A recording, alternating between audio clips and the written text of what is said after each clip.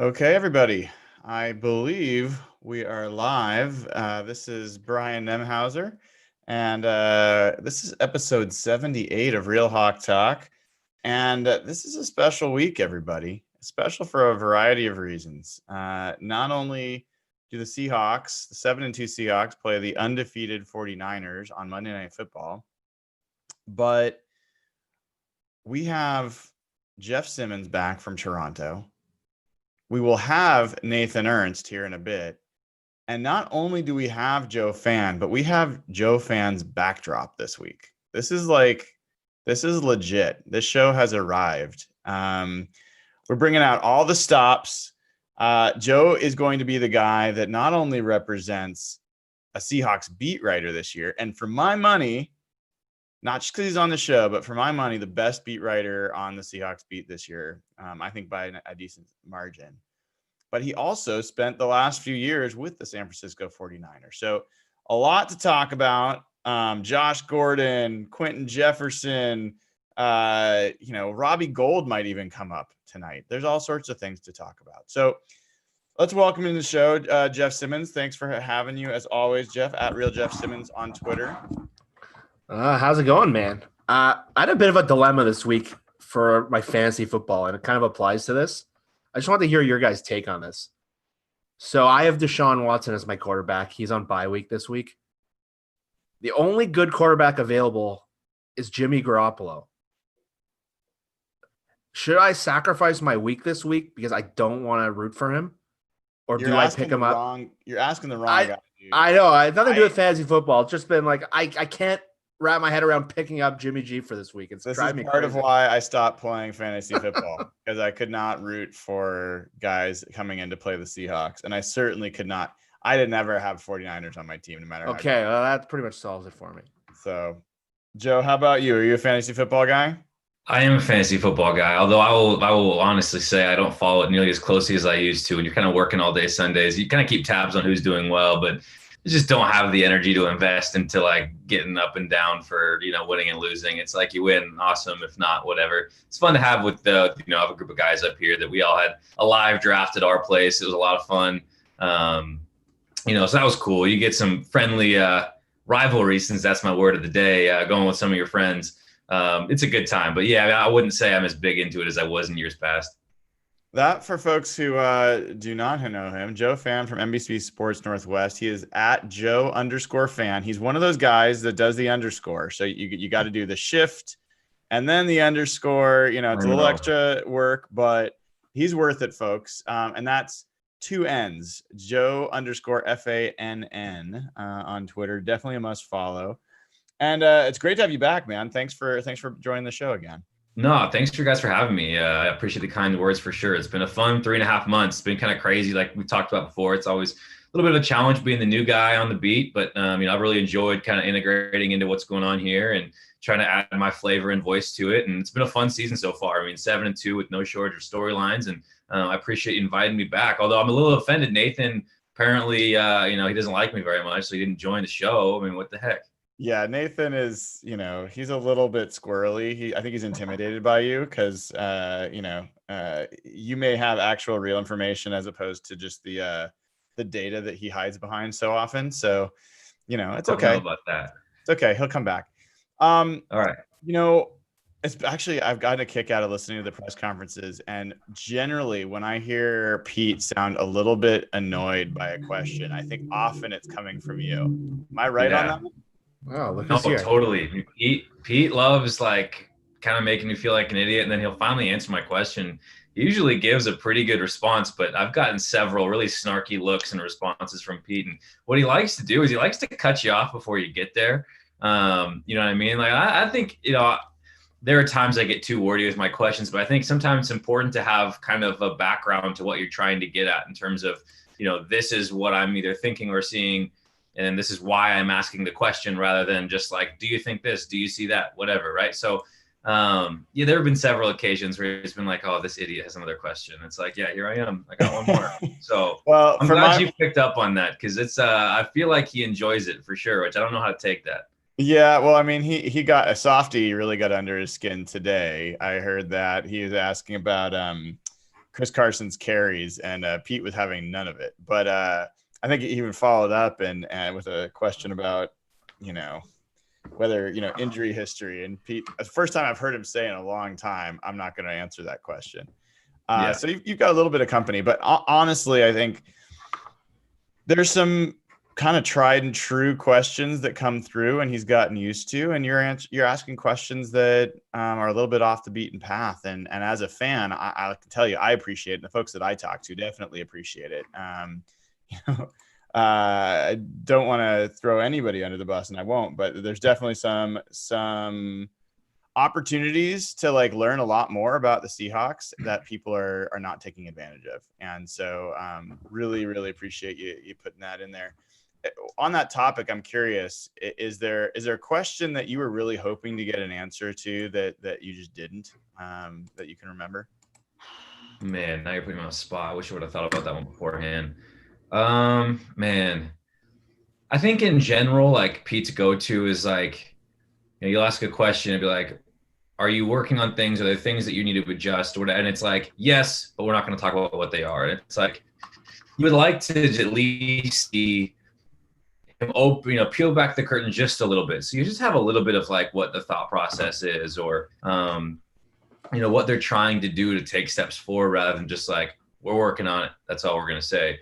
Honestly, what I loved about Kyle Shanahan, I talking to Matt Mayoko, who's covered the Niners for 25 years, says Kyle Shanahan is by far the best head coach he's ever worked with. And there's just kind of a transparency to it, where you might have a question that questions one of his decisions or something that happened in the game. And he'll say, this is the decision I made. This is why I made the decision. And either I regret the decision, or, in the moment you think it's a good decision. Now you have to go back and watch tape and see if it was a good call. And at that point, all right, that's interesting. I don't know if I agree with you, or maybe I do agree with you, but at that point, at least you can say that thought process, that train of thought makes sense. And so even going back to, on Sunday against the Bucs, when I asked him, why he threw the challenge flag, knowing, everyone in the stadium knew that, yes, Mike Evans extended the arm, but they're just not going to overturn that. You've seen that. You've seen 8 weeks of evidence worth of them not going to overturn that call. And so when he gave me the answer he did of I knew it wasn't going to be overturned, but, I just kind of proving this point. I'm paraphrasing now. And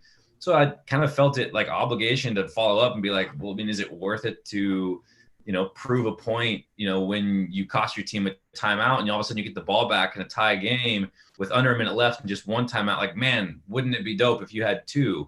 And that's not to get try to go at Pete or be confrontational, but I think it's a valid question that that's a really questionable decision. And in my opinion, it was an inexcusable decision. And, when he gives me back, well, we didn't need it. It's all right. I guess you can add some snark when you win the game, but man, you lose that coin toss and Jameis Winston throws a touchdown on the first drive of overtime. And all of a sudden that decision looms so much bigger. So he's an interesting guy. I'm still trying to figure out my best way to go about it. But I do think I try to not ask questions just for the sake of hearing my voice, but at least it says something where, I don't know, I might be curious about it and other people might be as well. Yeah, it's as Nathan Ernst at Nathan E11 joins the show. Welcome, Nathan. Hi. It reminds me. We spent a lot of time on this show this season having a lot of discussion about some really odd decisions that Pete's made this year. He's always made some odd game management decisions over his career, but it seems to be amplified this year. Either he's doing it more often, or it just seems to be standing out more in these games. And, whether it's the fourth down decisions are probably the ones that have been the most scrutinized. But, I think there was, what was it recently? He was saying that he was trying to get Michael Dixon to step out of the end zone and take a safety when they were up by 5. It was some crazy, what are you talking about decisions? And so I'm not going to put you in an odd spot there that you have to talk about that. But I guess I'm curious, you have to toe a line, right? Talk to us a little bit about journalistic integrity of you're trying to do your job to actually, tell the story about what's going on and provide some, more than superficial analysis, I guess, of how that's going. At the same time, you've got to balance that with access and the team's PR department and whether they're going to, give you what you need to do your job.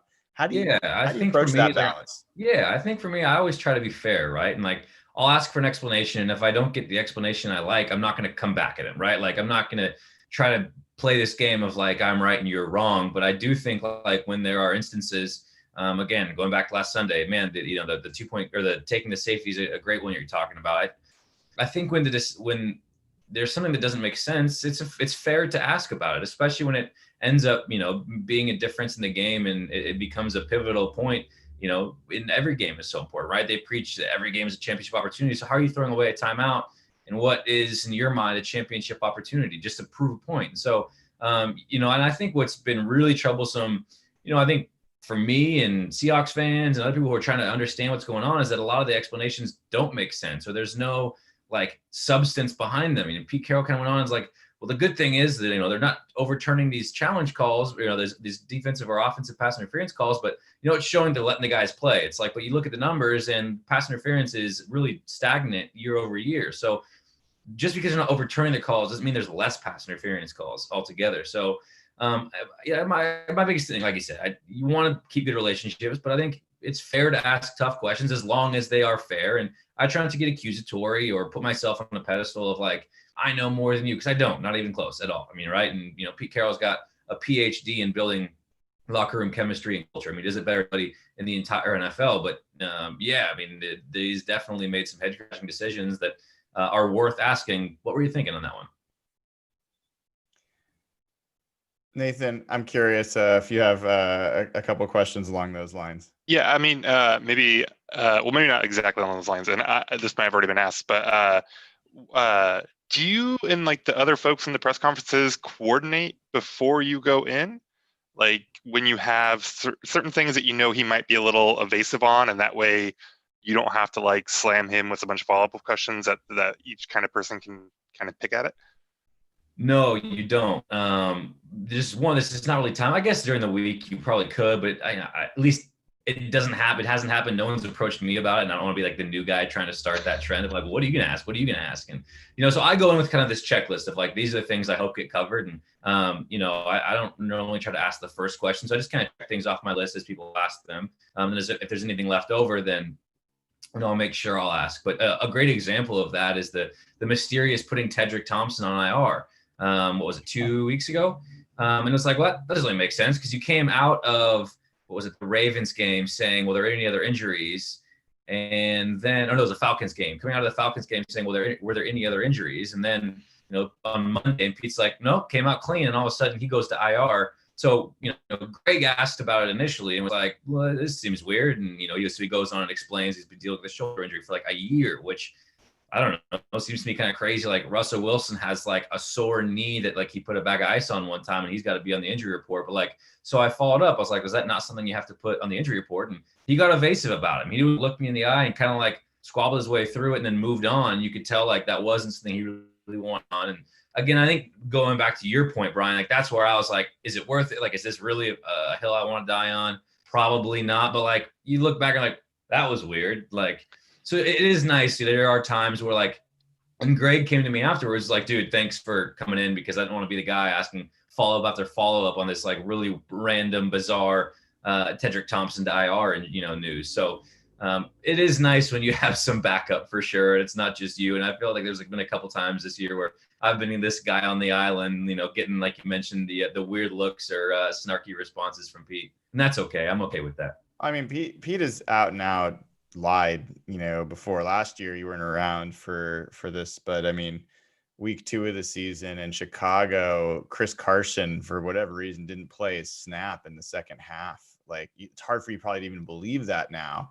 Yeah. They put Rashad Penny out there, and at the end of the game, he said, oh yeah, he was gassed. He was playing on special teams, and he just couldn't go. Then I think it was Bob Condotta said, like, yeah, he had 2 snaps. He wasn't gassed. And Pete changed his story completely the next day. Like, he will say, he clearly, as much as I think he is one of the more forthcoming, coaches in the league, comparing to like a Belichick or something like that. You can get something out of him to write a story, but he clearly tries to shape it. And, some of the fourth down calls this year have been crazy. The Tedrick Thompson thing, a lot of things don't add up. But here we are, 7-2. Right. A team that basically has, if not the best offense, one of the couple best offenses in the NFL. You've got the odds-on MVP and Russell Wilson, 22 touchdowns, 1 interception through 9 games. Nobody's ever done that before. And you've got one of the worst defenses in the NFL and one of the worst special teams units in the NFL. It's a really odd feeling to be a Seahawks fan right now, and the fan base is all over the place because of it. So, Jeff, as we kind of head into this week, I wanted to start out with Joe. We do a segment called "What I Got Wrong," and we'll leave you to go last on this one. But okay, Jeff, we've been wanting to do this for a while. 9 games into the season. What is something that you got wrong, and tell us when you realized it. I thought you were going to ask about the Tampa game to start, so we'll talk about that in a bit. But I think I talked about this a little last week before I kind of had to get cut off. But I just think the front seven was just an area that I misevaluated. And I saw you mention this on Twitter, I think yesterday or today. And it was a great point. And I thought about that a lot in the last couple of days when I was kind of evaluating the defense. It's just, why isn't the front seven better? And you look back and we should have noticed this. It's just years of personnel and drafting mistakes just biting them. Like, Brian, you talked about how many times I'm not drafting 2 corners in that 2017 draft. The same year they actually let Sherman go. And now all of a sudden you pull Flowers from one game and Akeem King is playing every snap, and Flowers is having to go up against Mike Evans and all these things. These are just years of mistakes, not having drafted Harold Landry one year. So just looking at the team and thinking, they have these big names like Ziggy Ansah and KJ Wright and Bobby Wagner, and just assuming that this front seven would be great. I got that wrong. The front four especially, but the front seven looks pretty bad from all accounts. They're getting some pass rush out of their blitzes lately, but they're just not a unit that really does anything that well right now. And that's an area we thought would be the strength of the defense and maybe the strength of the team outside of Russell. Well, I'll give you some credit, Jeff. You did have them at 6-3 in your predictions at this point in the year. Heading over to you, Nathan, you had them at 4-4, coming into the year. And some people could argue that they've played to the level of a 4-4 team. So, but tell us, what do you think you got wrong? And you may have one. I'll give you 2 if you want to go, but I do want to know. Do you have all the things I've been wrong about? I want to know as many things you got wrong as possible, because that's what makes me happy. You just got a list over there? You can just read your list if you want. I want to know, what do you think has gone better that's allowed them to be 7-2 instead of 4-5-4 is what you had them at 5-4. Yeah. I mean, I feel kind of like a dick saying it, but I think they've just kind of gotten lucky a little bit. Their point differential, I don't think is, I haven't checked on it. I think it's still far lower than a 7-2 team, right? So they're overperforming in some ways. I did have them end up going 11-5, so it's not like I thought this would be a bad team, but yeah, 7-2 has definitely been a surprise. The one I was actually going to go with for myself, though, I was going to kind of go way back and officially state that I was wrong about Will Dissly. I didn't have a unique take on Will Dissly. I thought he was a blocking tight end that they overdrafted, and he has turned out to be obviously so much more than that. It's sad that he can't stay healthy, but when he's on the field, he's extremely good, and extremely good in ways that we did not expect him to be extremely good. So, I miss Will Dissly. Yeah, I thought you were going to go with DK. I wasn't wrong about DK. Joe, there's some real revisionist history going on. I wasn't wrong about DK. Well, I would love for anyone to show me the receipts on DK. All right, I'm going to have to go back and ask our Snap production crew, our crack production crew, to get some of those clips. I know they exist. I certainly could say I was wrong about DK. No, I'm going to be buying nachos and drinks for all you guys later in the year. What you don't know, Joe, is every time we go to Matador, I buy the nachos anyway. So this was a win-win for me. This is just a matter of maybe I could save some money, but I'm excited. You know, I'm gonna cheat and say one thing that I got right. You can do that? I get to do that. The thing that you got wrong was how to play this game. Yeah. Is the Seahawks passing more often. I'm gonna even go too deep on this because I'm so egotistical today for some reason. But one was that they were gonna pass more often. You guys gave me a lot of crap for that last season. And two, compared to last season. And two, that the 49ers are going to be good this year. You guys gave me a lot of crap about that too. That's not how you play this game, bro. Yeah, I just this really twisted. I had to come back to that. So no, I mean, as far as what I got wrong, man, I thought this front four. I mean, that I thought this front four was going to be good, and I thought, you talk about the front seven, Jeff, but I talk about them each separately. I thought the linebackers were going to be good, and I thought the front four were going to be good, and neither one of them are. So, in fact, I think you can make a case that the front seven is one of the probably bottom third, at least, if not, bottom fifth of the league in terms of whether you're defending the run or you're rushing the passer. It's been really bad. So did not see that coming. Did not think that was going to be the reason the Seahawks were going to be as bad on defense as they've been. I could add to that. I thought Michael Dixon was going to be the same level as he was last year. He hasn't been. So those are trying to even up on some of the things I got wrong. He's starting to come around though. He is. He has had a couple better games, but it has been a rough start to the year for what's been a really bad special teams. Joe, how about you? Whoa, I think you owe us one more wrong thing. You gave us two rights and two wrongs. So we gotta go all night on wrong things too. Another thing I got wrong was I thought David Moore would be a little bit more productive once he got in the lineup. I still believe that David Moore, like every time he gets the ball in what seems like very simple situations, swing passes, quick passes, he's dynamic. He turns those into big gains, and I feel like they haven't taken advantage of it. I also, though, have to say that when they have tried to go to him, he has not created separation downfield the way he did last year. He's not made the big plays that he did last year. So I'll add that in. Does that satisfy the crew? I'll take it. A little more.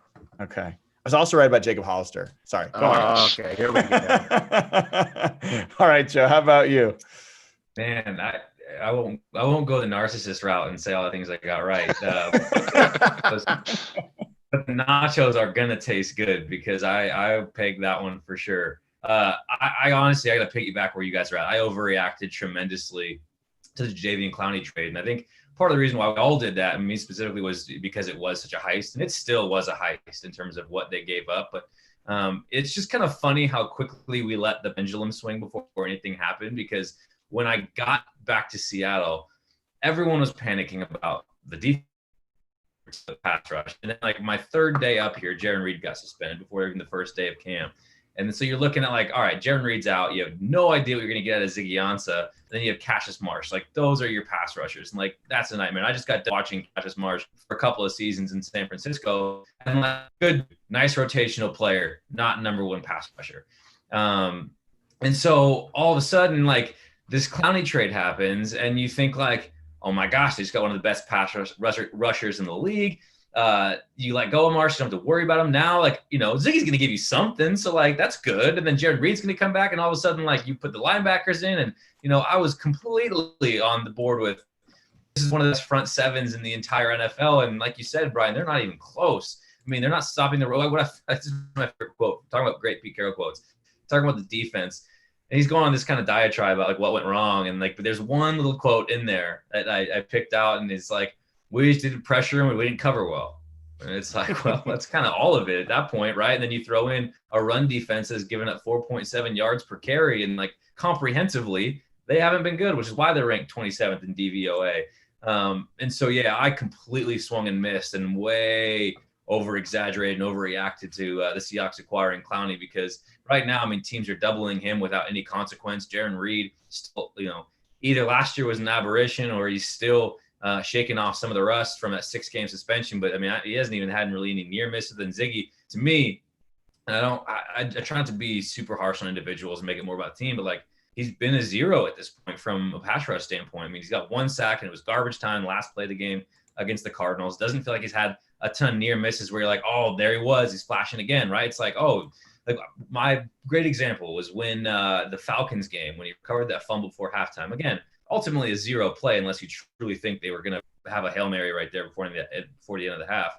It's like, oh, Ziggy's on the field. There he is. Okay. I mean, like, I just don't notice him. And so, Pete saying today when I asked him about Ziggy, he still is like 10 pounds plus off of what he needs to be. And it's like, well, that's alarming in week 10.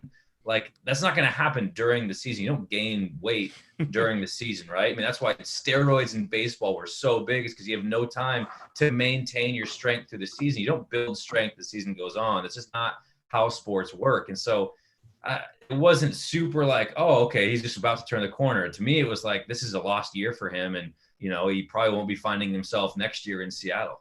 Yeah. Well, let me give you one tip there, Joe, if I can. When Pete Carroll starts talking about players' weight, don't believe a word he's saying. Okay. I mean, he told us last year about Rashad Penny's weight told us 10 different weights. And No, he was right about Penny's weight. He said he said Penny was like 235, and then at the end of the year, Penny was like, yeah, I lost 15 pounds or something like that. That was true. I don't know. He was all over the place on that. He has a Seahawks thing. Twitter got in trouble for fat shaming, but Penny was legit overweight. Well, that's when it was Rashad Quarter is what Oh I my think gosh. his name became. Oh, no. But yeah, it's been interesting. And, I'd say whether they have 10, 11, 12 sacks, whatever it is. And you can look at those sacks and at least a third of them are garbage time sacks, like end of halves, like they're not good sacks. Like you can probably count on one hand the amount of impactful sacks the Seahawks have had through 9 games. I mean, that's not one team sack thrown in there. Like the defensive line has 9 collectively through 9 games. It's bad. It's really bad. I mean, even the sack they got last week from Michael Kendricks, I don't think he even really hit him, or like he was just kind of pushed a guy back into it. Like it's been bad. Oh no, the ball just flew up in the air on that play. I couldn't quite tell. Yeah. So let's since we didn't get a chance to talk about Tampa Bay, let's spend a little bit of time on that. I want to spend the bulk of the time looking ahead to the 49ers, but that was the game that we all expected on this show, at least, which was if the Bucks were going to score points on this defense. I think we all said that. We were all concerned about the game. And the biggest question we had going into that game was, will Brian Schottenheimer actually put a game plan together that makes sense against this defense? A defense that was number 1 in the league in defending the run and was not good at defending the pass. Would he be willing to actually lean into the pass? And what did they do? 4 out of the first 5 plays on the touchdown drive to open, pass plays. Throughout the first half, pass plays. First and early downs, neutral script kind of situations, significant. I think it was 38-22 for the full game, something like that, pass to run. So if they hadn't have done that, no way they win that game. No way. So that was really my big takeaway was, all right, this team is at least capable of making that decision ahead of time, not after this. They've fallen behind by a bunch in the second half. And you have now not just one great receiver in Tyler Lockett, but DK Metcalf really started to become dominant. I mean, he had over 100 yards receiving in the fourth quarter and overtime. Just the fourth quarter and overtime, he had 100 yards receiving. So those are my big takeaways. I'm curious. We'll start with you, Joe. Any big takeaways you had from that game? Yeah, I mean, I think we've talked about the defense enough, and to know that was just a pitiful game across the board.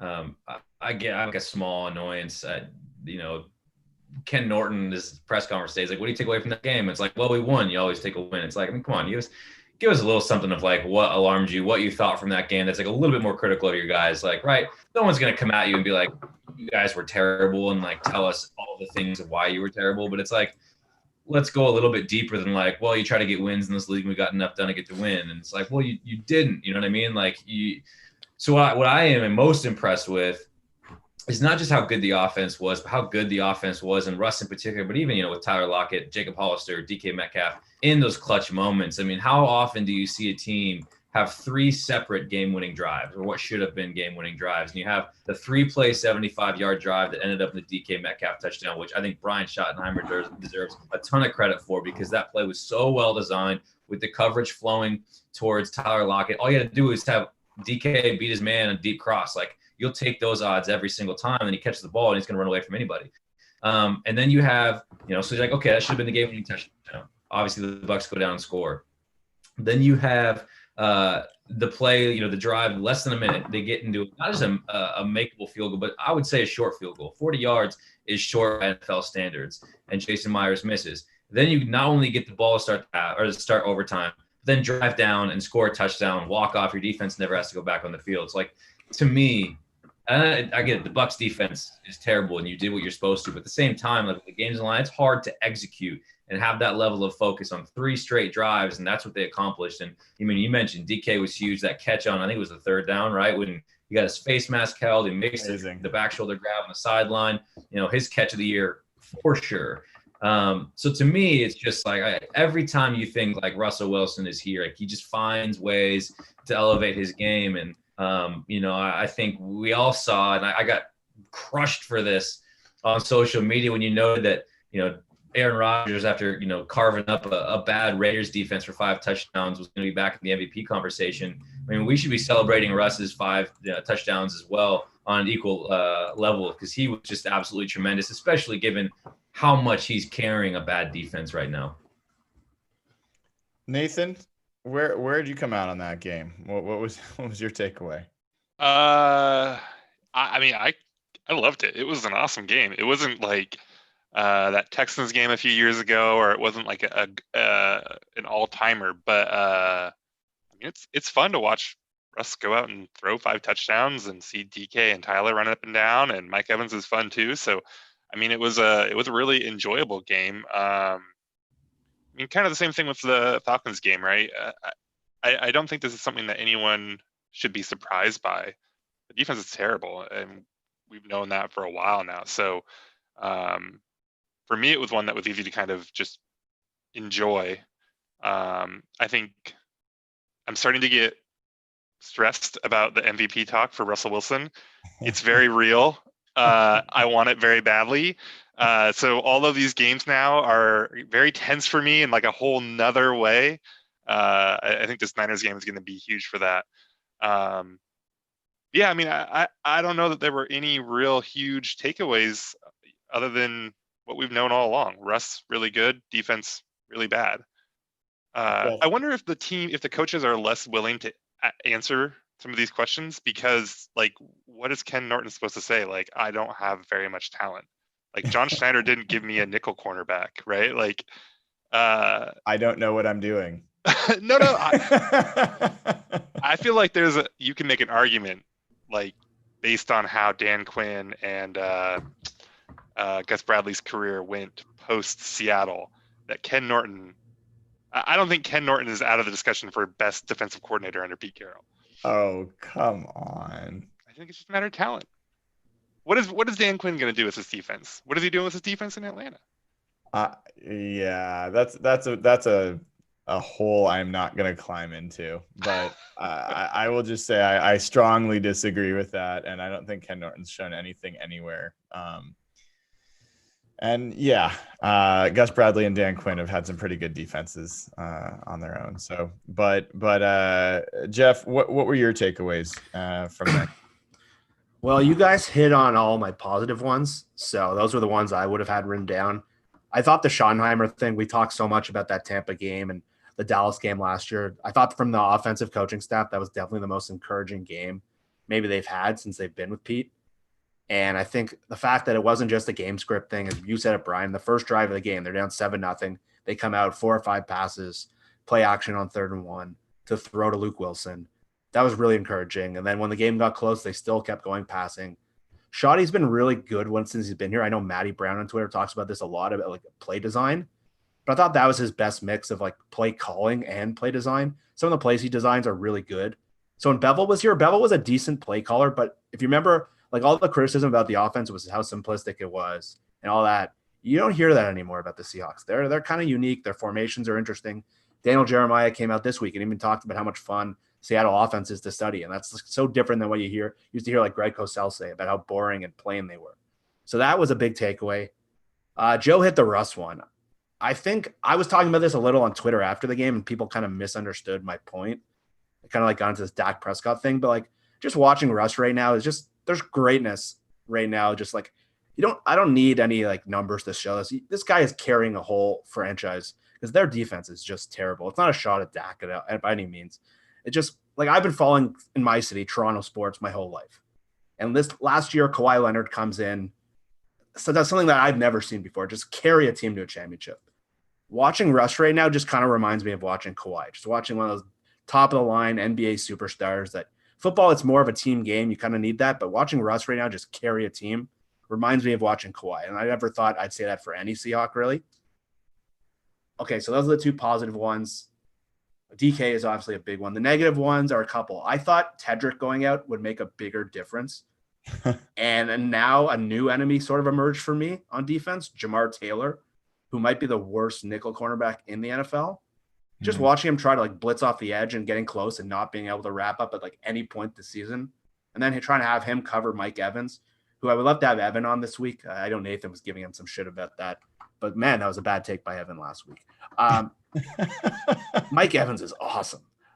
Yeah. So watching Jamar Taylor play was rough. And I guess none of us hit on this. Jason Myers is Blair Walsh. Like, I legitimately think that Sebastian Janikowski was better last year. Yeah, Jason Myers, we talk about this every time he kicks. This is the biggest win for Nathan and Brian, Analytics Twitter. I wasn't a pro Jason Myers. I was just wait and see. But, man, watching Jason Myers is like watching a putter in golf that like can't do anything under pressure. Like, and I was kind of annoyed by Pete. Like, he's clearly buying into like this guy who can hit nice kicks in practice and he probably has a good leg. And then he comes out, he's like, oh, he makes all the kicks in practice. But in the game, he's missed every big kick he's had this year. The Ravens won. The Rams won last game. He sucks. It's just, it's like if you ever watch an NBA player warm up in practice, they drill every shot. And then once someone gets an arm on them in the game, like a bad shooter will choke. That's what watching Myers is like. It's bad. Yeah. I think I agree with you. And I think what's weird is like you look at the shots that he made, or the kicks that he made, and like even like those short field goals, the extra points, like those were bleeding right, and like almost tried to squeak wide. And so, I think also I agree. I get one that like Pete's gonna give the guy a vote of confidence. Like you just signed the guy to a 4-year deal. There's not an all-pro kicker waiting in free agency for you to sign him. So like I get that part of it, but I completely agree with you. And I had this exact thought of like, who cares what he's making in practice? Like if there's any position where you need a guy to be clutch in games, it's that one. And so your point about shooters and, pregame is perfect. Putting is perfect. It's about a guy in batting practice. I remember one time I heard Ken Griffey Jr. say Willie Mo Pena, they called him 5 o'clock or whatever. Cause like once the lights went on, like he couldn't do anything, but man, he goes out for batting practice. Dude's hitting 450-foot bombs, all batting practice long. And like, that's a great analogy because like, who cares if he's making all his kicks in practice? Like, when they're on the line, the stakes are high. Like those aren't confident kicks. He's not making balls right down the middle. And so I agree with you. It's very alarming. And I don't think the Seahawks have any other option. And so they just got to hope it gets better. I asked him, I was like, is it mental or mechanical? Because you hope it's mechanical and he can fix something. Because if it's mental and, I compared to like a closer getting the yips, like that deteriorates really quickly. So who knows? But I agree with you. That's a huge cause for concern. So let's shift gears a little bit and start talking about some changes. Speaking of Nickelbacks and some of the things happening there, not the band, but we've got Josh Gordon's added to the roster. We've got Quandre Diggs that looks like he's going. All signs are pointing that he's going to play this week. And we've got Ed Dixon looking like he's going to get added to the roster. So let's start with Quandre Diggs. Knowing that we were just talking about how bad the nickel corner spot is. Got Marquise Blair, who has continued to play pretty well. I think there's some reason if you listen, you know, and I know, Joe, you've been in those press conferences. Every time Pete Carroll is asked about Marquise Blair, no matter how well he's played, he says something positive and always something measured. Always. He always talks about he got through the game. He talks about, he's still got some stuff to correct. He's not generally like that with a lot of players. He usually is almost all positive. So there's part of me that's wondering whether we're going to see Quandre Diggs and Bradley McDougald at safety and Marquise Blair on the bench coming into this game. And that might sound crazy. And I certainly be very frustrated, but Nathan, what's your read on how Quandre Diggs will be used with him coming back likely this week?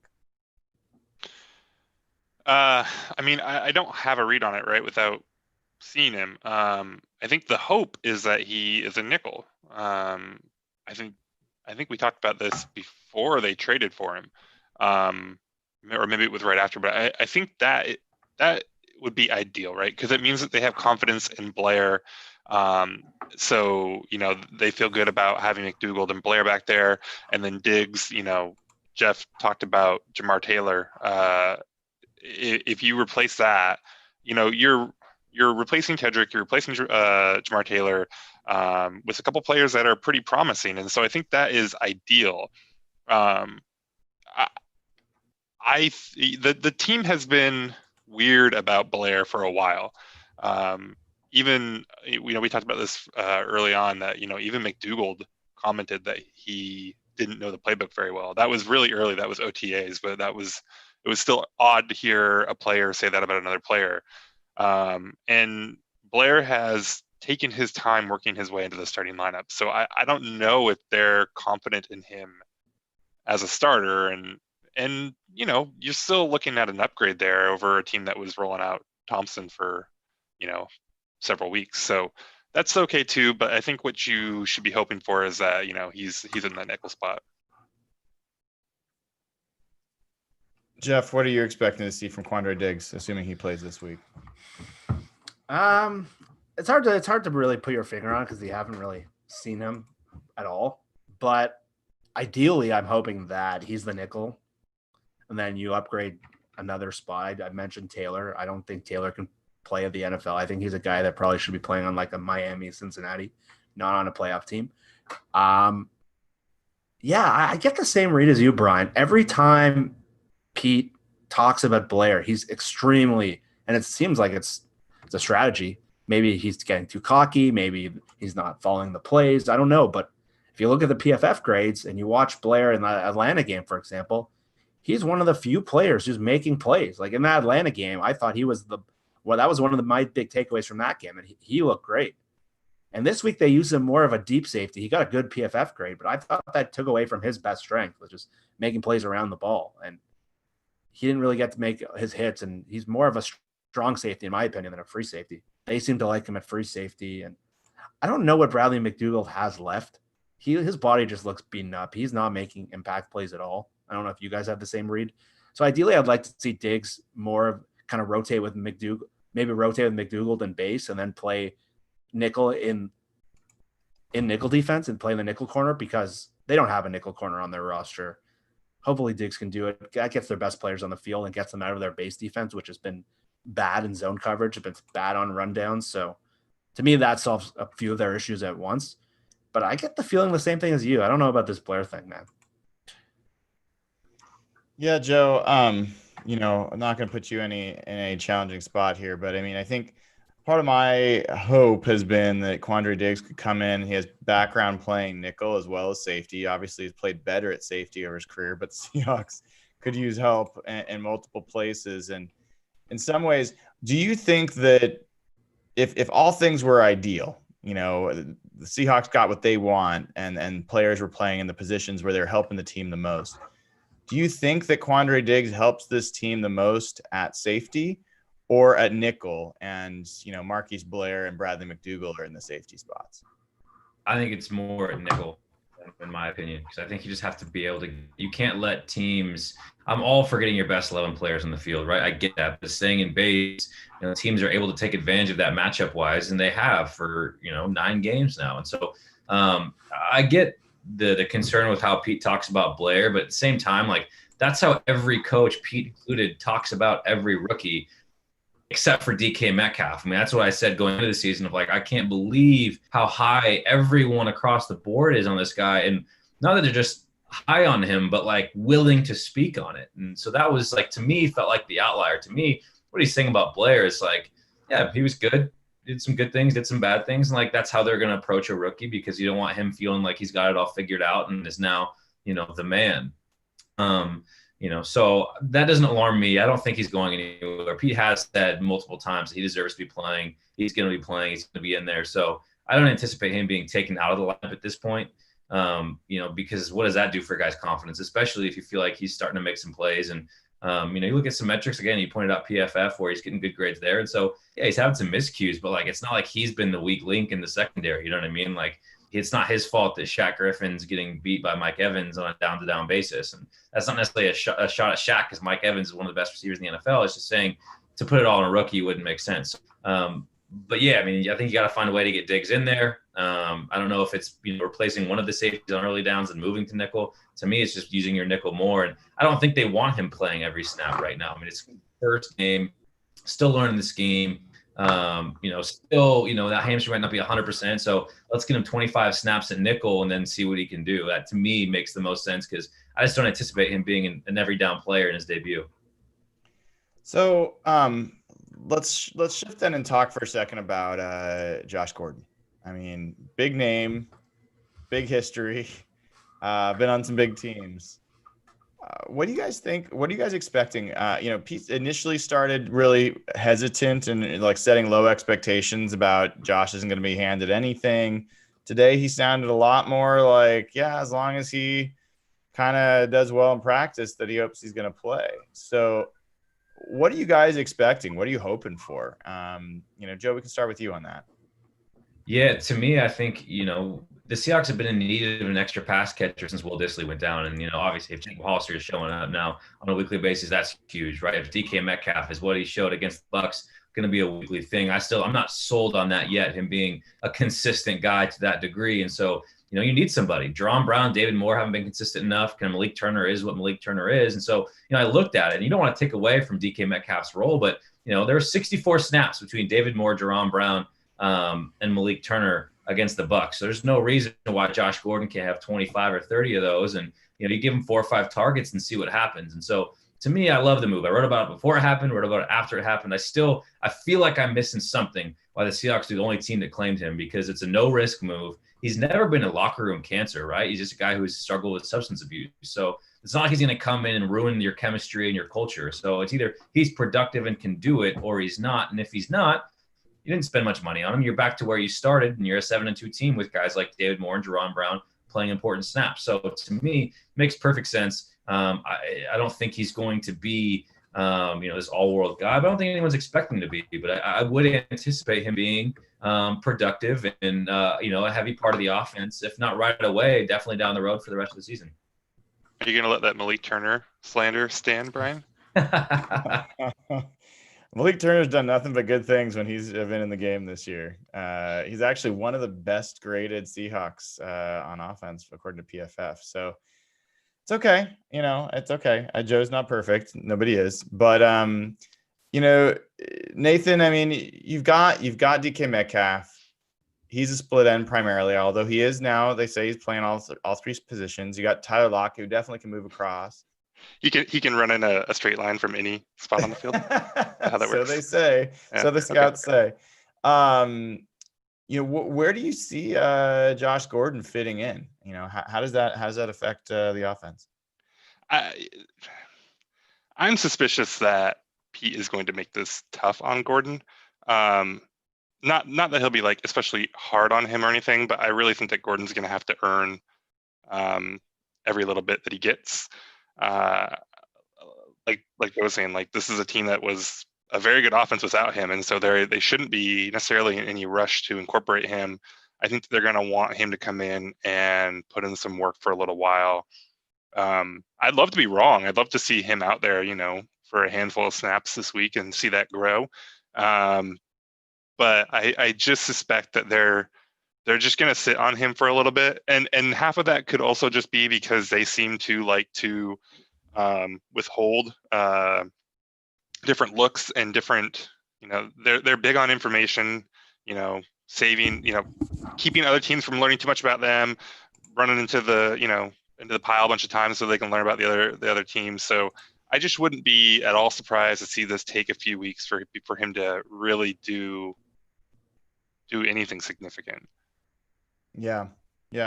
We'll come back to you on the Josh Gordon. We'll talk about Ed Dixon a little bit later, Jeff. But before we lose Mr. Joe here, I want to talk to you about the 49ers and about what your expectations are. I mean, obviously you were with that team, covering that team closely for a few years when they were not playing well and they were building up a lot of the talent around them that's now, borne some fruit. What's your impression of that organization? How do you look at this team? Let's start there, and then I want to get into where you see their weaknesses are, because their strengths are pretty obvious. Yeah, I think for me, I went into this season saying the Niners probably have the higher ceiling, because I do think they're the more talented roster top to bottom than Seattle, but Seattle has the higher floor, given Pete Carroll and Bobby Wagner and Russell Wilson and kind of the culture of winning, the sustained success they've had in Seattle. But when you have so many top 5 picks and early first round picks, at some point, if it all clicks, it has the opportunity to be really successful. And you have a quarterback who you don't really know what you have in him, but the potential is really good.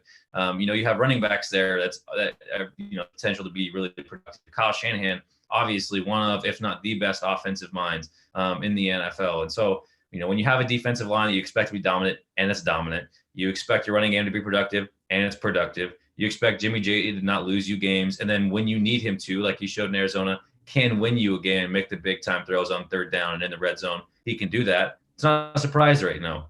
You look at the teams they've played and the way that things have gone for those first 8 teams. I think if you look at their schedule and say, yeah, I would expect, I'm not surprised they're 8-0 given who they've played. I think they still have a lot to prove. I think they're incredibly talented. This is the first time that they're going to go up against an offense in the top 15 of DVOA, let alone the third ranked offense. And so this is the best they've seen all season.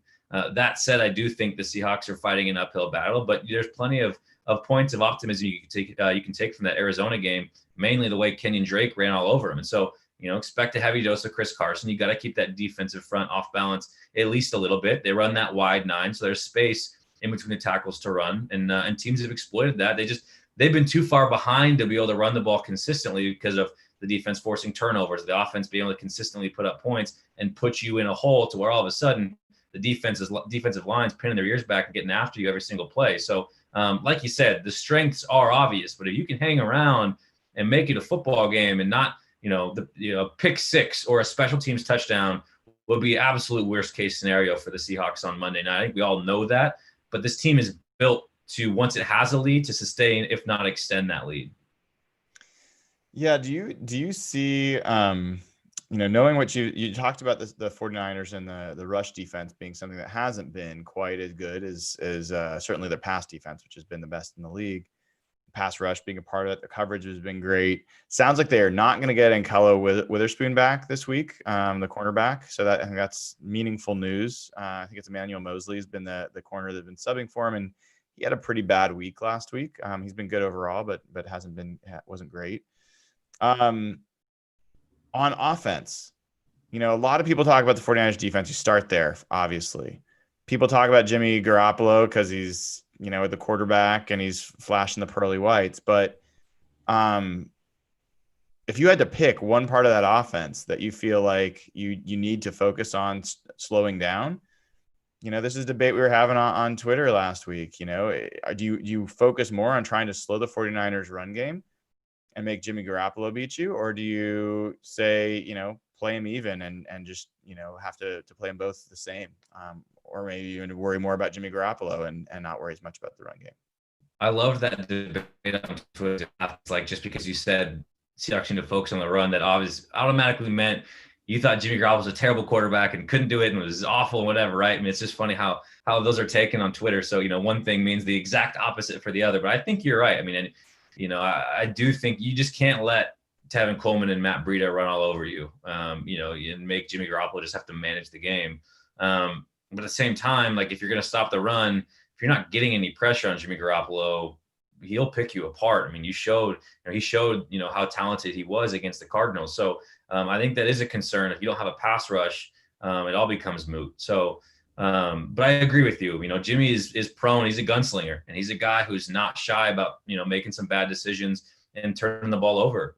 And he's still so young in his NFL career from a quarterback standpoint, still learning the game. And, what I looked at last year was like last year was supposed to be his kind of early career Brett Favre, Peyton Manning. You're throwing a ton of interceptions. You're trying to figure out which chances are good, which chances are bad, learn from those mistakes, and then make you a better, quarterback moving forward. And he didn't have that, right? So he's still going through some of those growing pains of like, when can I test this and when can I? And, but you got to get to him in order to force those bad. It's no different than Jameis, right? Because if you give Jameis a clean pocket, he's arguably one of the best passers in the league, right? I mean, he's got all the tools, but it's the second you speed things up and get in his face a little bit, that's when the bad decisions come. And, Jimmy's not as egregious as Jameis, but he does turn the ball over from time to time. And to me, I mean, that's the key. You absolutely have to win the turnover battle in this game, probably by more than one. So last question I got for you before we let you run. George Kittle's may not play in this game. And I'm curious, how much of an impact do you think that would have? Massive. Like massive. I mean, he's the go-to guy on offense. And not only that, but he is such a mauler in the blocking, from pass blocking to run blocking. There are clips every single week of him putting guys into the turf. He takes pride in it. I'm of the belief that George Kittle is the best tight end in the NFL comprehensively, right? I mean, he might not be the best pass catching tight end. That might be Travis Kelce. He might not have the best hands. That might be Zach Ertz. But when you combine your run after the catch ability, your ability in the blocking game, his speed, his toughness, I mean, I think he's a special player. So even if he's not at 100%, that's big for the Seahawks. But if he doesn't play altogether, I think that's huge, because then all of a sudden you can spend so much more time focusing on slowing down Emmanuel Sanders, who has, come in seamlessly in San Francisco. And Kyle Shanahan, I know this, he's a long coveted Emmanuel Sanders. And the fact that he's come back so well from that Achilles tear, I think they jumped on it, a chance to improve. And not only, is he now a go-to guy, I mean, he's the guy at receiver now for them. So you take Kittle out of the mix, it makes your job a little bit easier in the secondary. Hey, Joe, I'm going to let you go on that front, and really appreciate you coming on tonight. Always happy to have you, and we'll definitely see you for nachos, if nothing else. I love it. Brian, Jeff, Nathan, I'll give Evan a hard time on Twitter, but I appreciate you guys having me back. It's always a lot of fun talking balls, so thanks for having me. All right, thanks. And everybody follow him at JoeFan, Joe_fan, FANN on Twitter. Best beat writer for the Seahawks right now. Absolutely. Thanks, dude. I appreciate it, man. It means a lot. So thank you very much. I mean, I've only been here 3.5 months, but you guys have welcomed me in, and it means a ton. So I'm enjoying it and excited for Monday night, and excited to talk about it on Twitter and otherwise on the other side. There'll be a lot to talk about, dude. No doubt about it. Hey, so Nathan, I know you're a short timer as well here. Talk to me about this game. Where's your head at on this 49ers game? What are you thinking about going into it?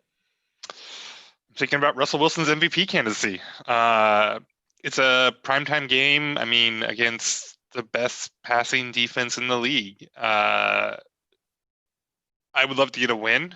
I don't think that this is necessarily a must win or anything for Seattle. So really, like, the win is secondary to me at this point. Like, I want to see Russ make his MVP, have his MVP signature game.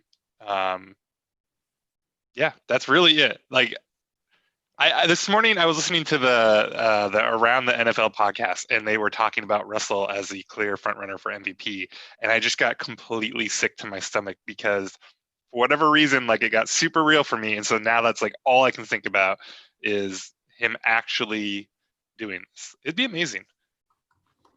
It's funny. So that's your big thing is more about Russell's MVP potential than the Seahawks winning? In this one game, yeah. If you told me that I could have like a 300-yard game and 3 touchdowns and no picks, but they lose, all right, okay, 7-3, still way better than I had them. I'll take it. All right. I know you got to run. Feel free to stick around a little bit longer if you want. But Jeff, let's quickly go back to Josh Gordon and Ed Dixon, and then you and I can talk a little bit more about the Niners game. I'm at this point, I'm expecting Josh Gordon to play, and I think that is a meaningful addition to this team. And especially after you lost Will Dissly, I think they've had one less guy in the passing attack.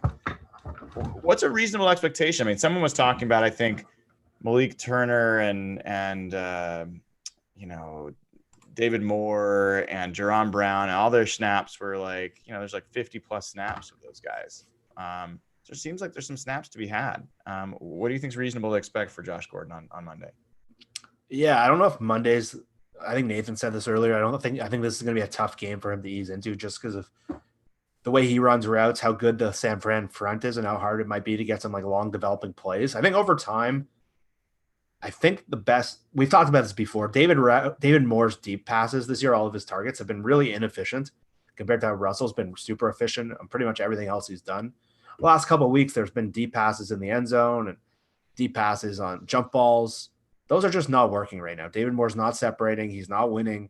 I think if you take Josh Gordon, put him in David Moore's deep routes, I think they have a much better chance of working. And if you look at Josh Gordon in New England, you can see why it didn't really work, because New England's offense is a lot of option routes, is a lot of precise routes, it's timing. Gordon's more of like a get down the field freelance kind of player, which is actually a really, really good fit with Russ. And that's kind of how they've tried to use David Moore, at least last year and then this year, where he's kind of faded. And you saw he's better. He's working those crossing routes, but I think that's how he fits in. And I think that's what Seattle was targeting. I found it interesting. I don't know if this was just Adam Schefter doing something for the agent or not, but I think it was Rapport. Someone was saying that Russell really pushed for them to either add him or Antonio Brown. I don't know what the story is there. I don't want to get into that. But it seems like Russell could see either it was Moore or Jerron Brown. They didn't have that third weapon. And the fact that it was coming from Russell, I don't know if that's just him liking Josh Gordon specifically or him thinking the receiving core is not good enough. So that kind of jumped off the page to me. I don't know if I'm putting two things together that aren't true, but to me, that jumped off to me.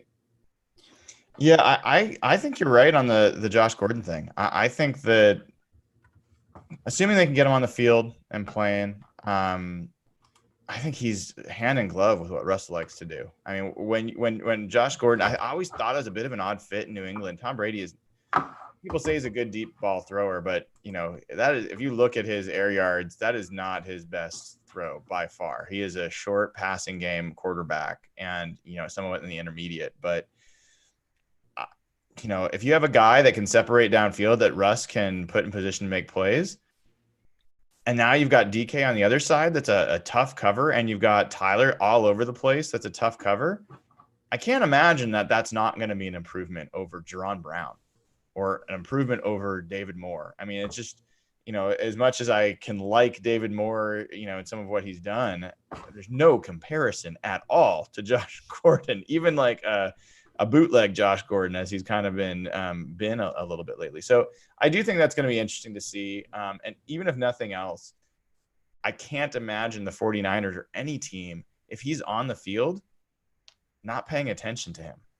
Like, I don't think that they can afford to just assume that he's not going to be a factor. And that by itself is going to be, affect coverages. So that'll be interesting. And one of the things that people don't talk about with how great this 49ers pass defense is, their safety play has not been terrific. Jaquiski Tartt has not had a great year. I think that there's some vulnerability there.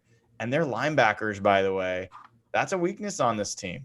They lost Quan Alexander. There's a lot of 49ers fans that were arguing about whether Nick Bosa or Quan Alexander was a more important player for their defense, which I think is ridiculous. I think it's obviously Nick Bosa. The fact that that's even a conversation shows you that Quan Alexander was playing a pretty big role, especially in coverage. So that's one of the things where I'm kind of curious about.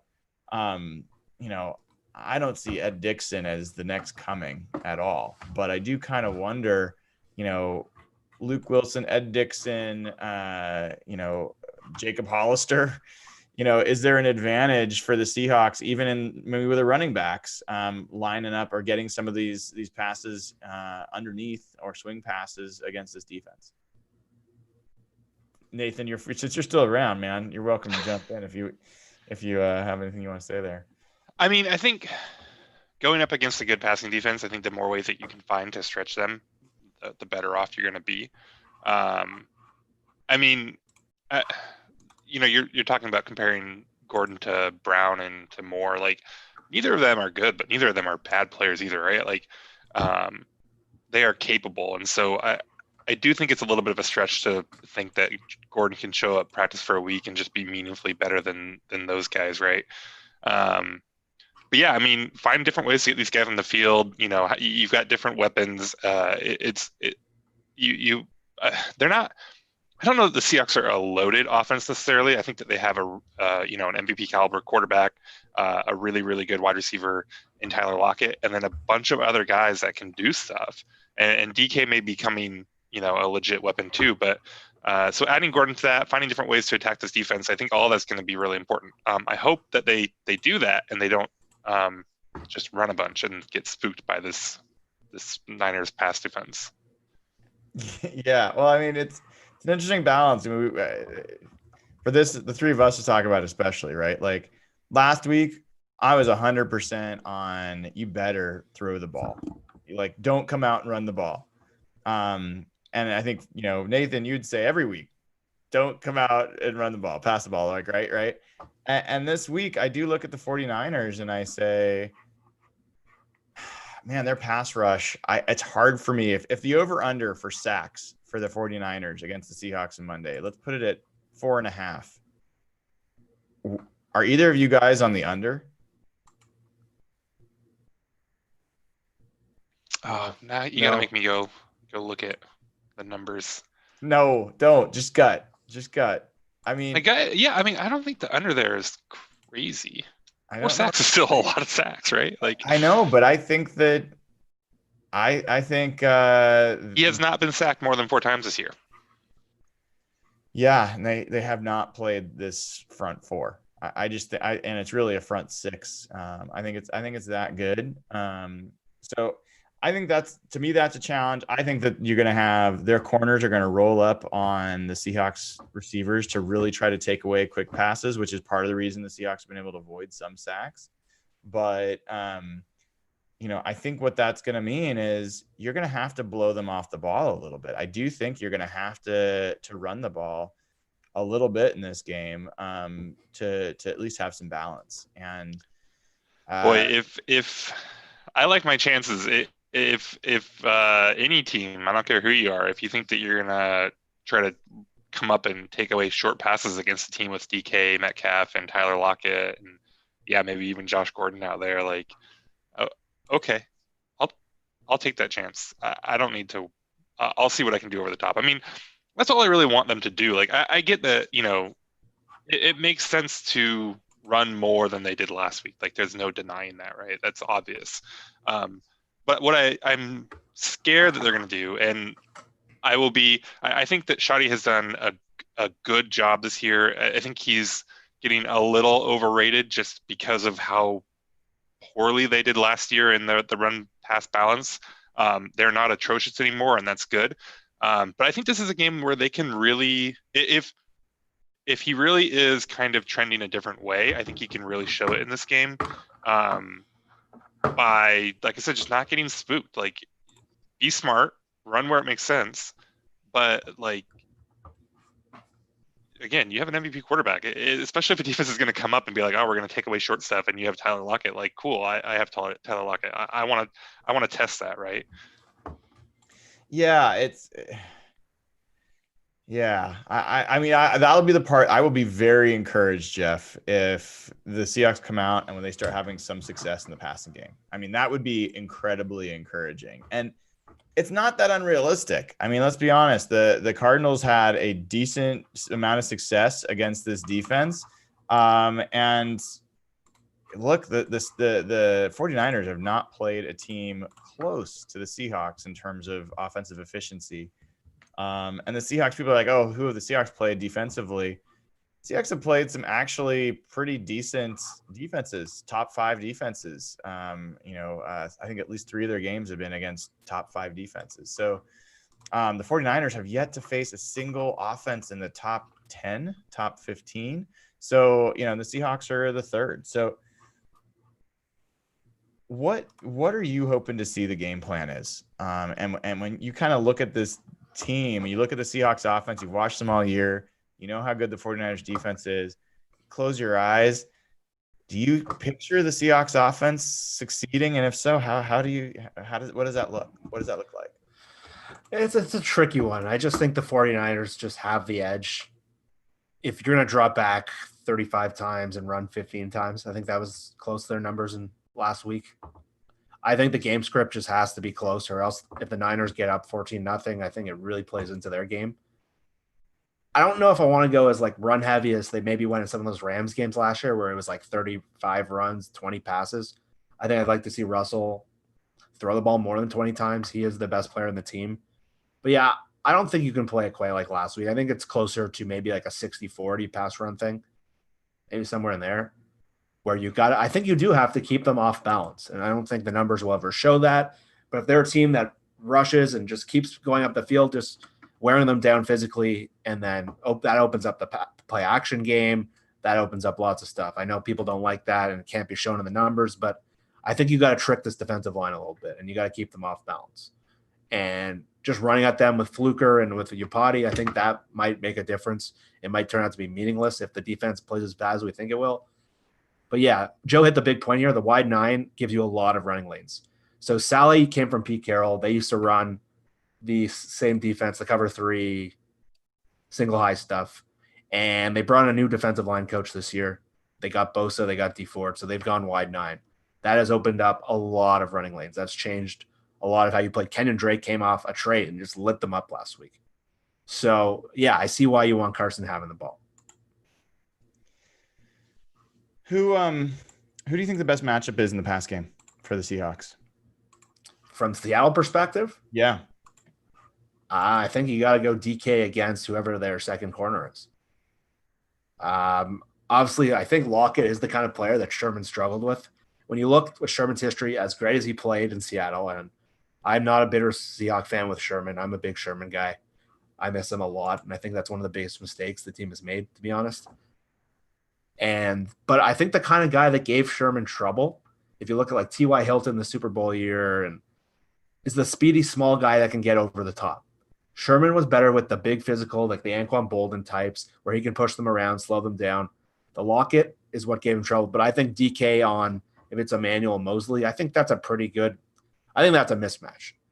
And I think that's an area Seattle can really, if they hold up in pass protection, can really take advantage of. And I think you saw it last week. Andy Isabella hit like an 80-yard touchdown on kind of a play action deep bomb. I don't know whose side that was on. I think Sherman was mad about something. But I think there are shots here. If you can hold up in pass pro, you can hit deep bombs. And really, on a side note, I don't think we're talking enough about how good Tyler Lockett's playing. Like, I was going through the list of like the top end guys. I think there's only like 3 or 4 receivers in the whole league that you can easily say are playing better than Lockett right now. And that's crazy. It is. I mean, if there was an MVP of receivers, just as a specific position, he'd be in the conversation. I mean, he has been. I mean, I think they're completing 80% of the passes his direction or something crazy like that. You know, he's been fantastic, and he's done it in so many different ways. I think the conversation has to be started at least about whether he is on the trajectory to be more valuable than Doug Baldwin was. And Doug Baldwin was one of the best receivers in this franchise history. I didn't really think that was going to be a conversation we'd be having this year. But Tyler Lockett has affected the game in more ways than Doug Baldwin did. And I think, you know, it's not an apple-to-apple comparison because Doug Baldwin played in a different offense with a different version of Russell Wilson. And I think Russell's playing the best he's ever played, and the team's passing more than they've passed in past years. So all that aside, I mean, Tyler Lockett's been amazing. So, what do you expect to be a reasonable amount of points what would be a good number for the Seahawks offense to put up against the 49ers in San Francisco or in Santa Clara on Monday night against this defense? What's reasonable, or what would be good? So what do you think is a reasonable number to expect them to score, and what's the number you think they need to score to win? I think anything above 24 points would be pretty good. Just how good this defense has been. I think the Quan Alexander thing you hit on is huge. They don't really have a backup there. If you read the Niners beat writers, I know you've pointed this out, they're pretty worried about how that will affect them. He was arguably their best defensive player outside of Bosa. So not having him, it's interesting. They're a little more getting banged up, and Seattle's getting healthier. I found that really interesting. But just to answer the question, I think 24, anything above that is really good, just based on how good this defense is and how scary that front is. I think they're going to need 30-plus points to win. Kyle Shanahan against this defense scares me. Kyle Shanahan, the best of times for Seattle, the way he calls plays, and we actually had a debate on our group chat earlier this year about who was better between Shanahan and McVay. This was when the Niners were 2-0. I think Kyle Shanahan for years is the best play caller in the NFL. And what he's so good at is he is able to find holes in schemes no matter who the talent is, no matter who's there. Just before the height of Seattle's powers on defense, the Redskins came in here in 2011 with Rex Grossman at quarterback, and they were just finding holes in this deep. They upset Seattle in Seattle on a time that Seattle's defense was rolling, and that was with Shanahan calling plays. And since then, you saw what he did with Atlanta against the Seahawks, 2016 in the playoffs. They were just burning this defense, finding wide open. What they're going to do against the worst version of the Seahawks defense, that just scares me. So I think you're going to have to score 30 points to win. Even if Kittle's out, I don't like what Shanahan can do with these guys schematically.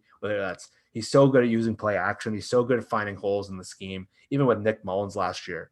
So I don't know. You're going to need 30 points. It's interesting, Jeff. I asked myself all sorts of questions about this game. I'm so excited about this game. And honestly, I'm glad to feel that way, because a couple of weeks ago, honestly, I was dreading this game, really dreading it. And I just felt like the Seahawks were just going to get run through. And they still might. I mean, I think the 49ers are capable of it, and the Seahawks defense is bad enough that that's possible. All that's totally possible. But, I start thinking about it, and I'm like, well, what do I feel is more likely to happen? That the Seahawks defense finds a way to slow down that 49ers running game, or that the 49ers defense shuts down the Seahawks offense. And, it's a tough question to answer. I think that, to me, is one of the key questions in the game. If the Seahawks defense can slow down the 49ers running game, I'm not talking about stopping it, but slow it down to the level that the Cardinals did last week. And I'll continue to say the Seahawks have the players they need to be a good run defense. This isn't about the pass rush, where I don't think they have the players to have a good pass rush. But if they can just slow down that run game, I think that the Seahawks win this game.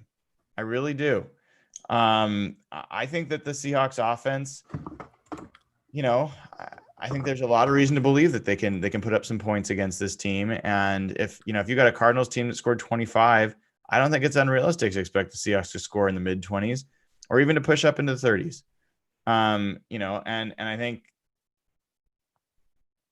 I can easily imagine looking back at this next week and being like, what was I thinking?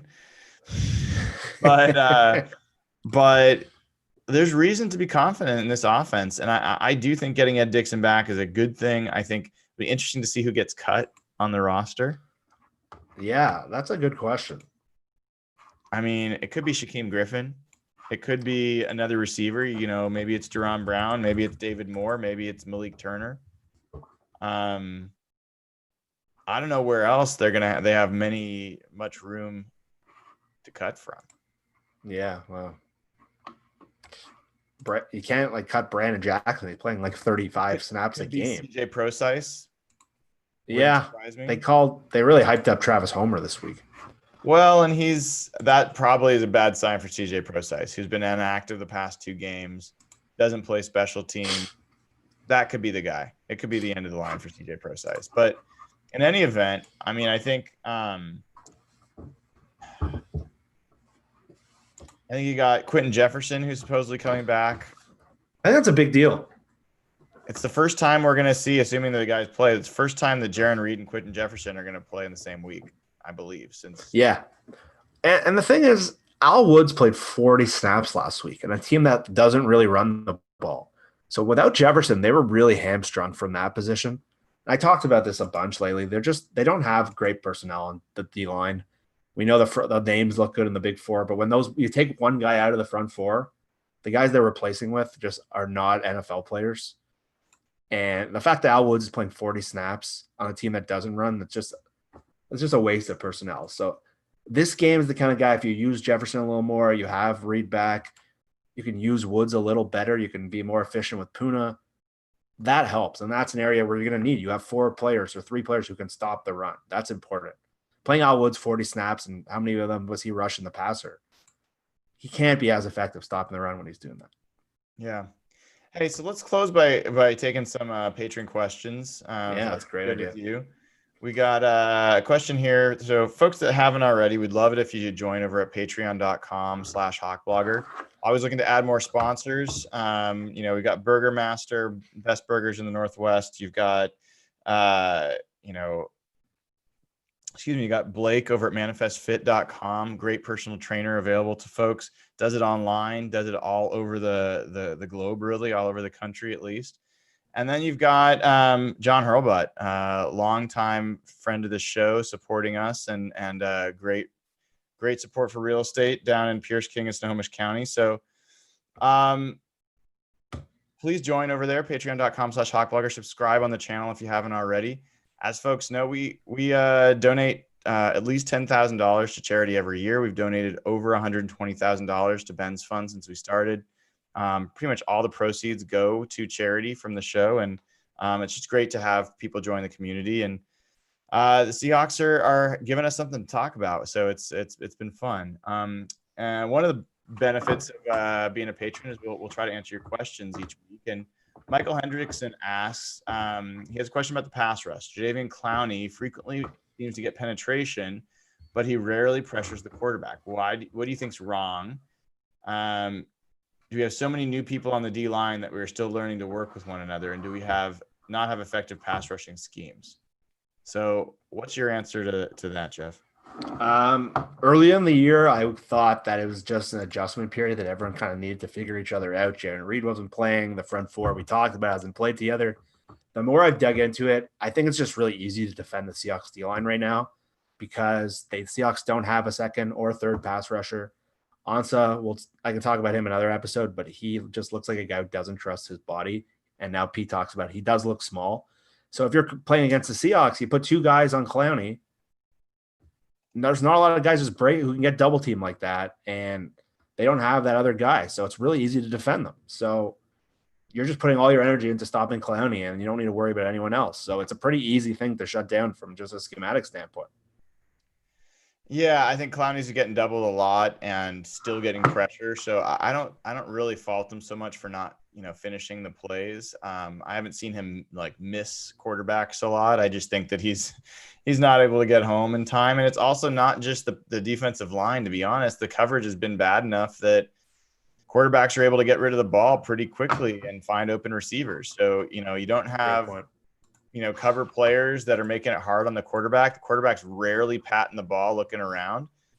And, when they do need to take a few extra seconds, the pass rush just isn't that good. So it's been a little bit challenging for sure. A lot challenging. And I just don't know that I feel like I'm counting on it getting good. Can it get better? Sure.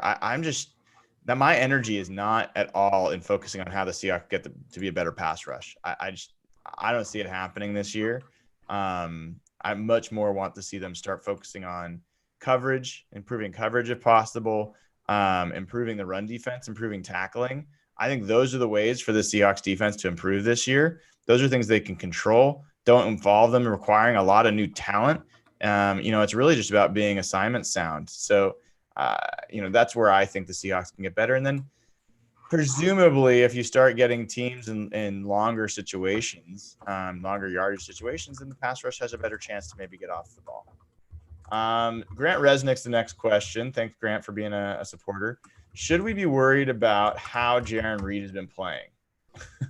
Grant also wants to know, can we expect the pass rush to get better? So we covered that one, but what about Jaren Reed? How are you feeling about that, Jeff? He's a tricky one because last year he really benefited from Frank Clark and the way he was just drawing other opposing defenses. He was really penetrating well, playing with Clark. They really complemented each other well. And not playing 6 games is a big deal. It takes guys time. He started to come around last game for the first time. You saw some run stuff where he just finally showed that explosion again. So I think this next couple stretches where we might see a jump from him. From the Seahawks perspective, if he doesn't play that well this year, it's not the worst thing. Because if they want to get him back, they're probably going to have to pay a lot less than they would have last year. But to answer your question, I think I will start to see a jump in the coming weeks with him. You saw it last week. You saw a noticeable jump. I think it's going to come in the pass rush in the next coming weeks. Yeah, I hope, dude. I don't know how much it'll help. Here is Katie Bourne. Do you think we'll ever see anything much from LJ Collier, or has the ship sailed? You want me to answer this one? I'll start on this one. I mean, yeah. I'm not expecting anything from LJ Collier. Pete came out today and doubled down again, saying, "Hey, I'm expecting LJ Collier is going to contribute before the year's out." I don't see it. I haven't seen anything that really has jumped out, and I'm just not expecting much the rest of the year. Yeah, we really talked about a redshirt year a lot when he was out with that high ankle sprain or the ankle injury in camp. Pass rushers develop pretty slow in the NFL unless you're a Bosa or one of these freak athletes. And he just looks like a guy who athletically and maybe in terms of like picking up the plays, he just looks lost. He's falling. He's getting 6 snaps on a team that can't rush the passer, or 3 snaps sometimes. He can't even beat Brandon Jackson or any of these guys on the field. So I think to expect him to all of a sudden just jump up in the next couple of weeks, no, I don't see it. I think you're looking at him starting next year as a guy you can really start tracking his progress. Donna Burton asked us about how we see the Seahawks using Josh Gordon. I think we already answered that. Christine Hansen, but thank you, Donna, for being a patron. And Christine Hansen asked, what do you guys see as necessary to fix the defense? So I think we kind of covered that as well. I don't know if you feel anything differently than I do, but I definitely, for me, it's start with the run game. Be a good run defense. That's where I would start. I think that's the easiest thing to fix of all of the problems. Okay, 2 quick ones. Put Bobby in a better position to succeed. He's one of their best players. I think they've taken away his strengths schematically this year. Number 2, if they're going to not switch the nickel corner, I want to see Ugo Amadi on the field. He's at least a speedy guy who can make plays. They're too slow in the nickel spot. Ugo shows some pretty good instincts. If they're going to just keep rolling out Jamar Taylor, give those snaps to Ugo if they're not giving it to Diggs.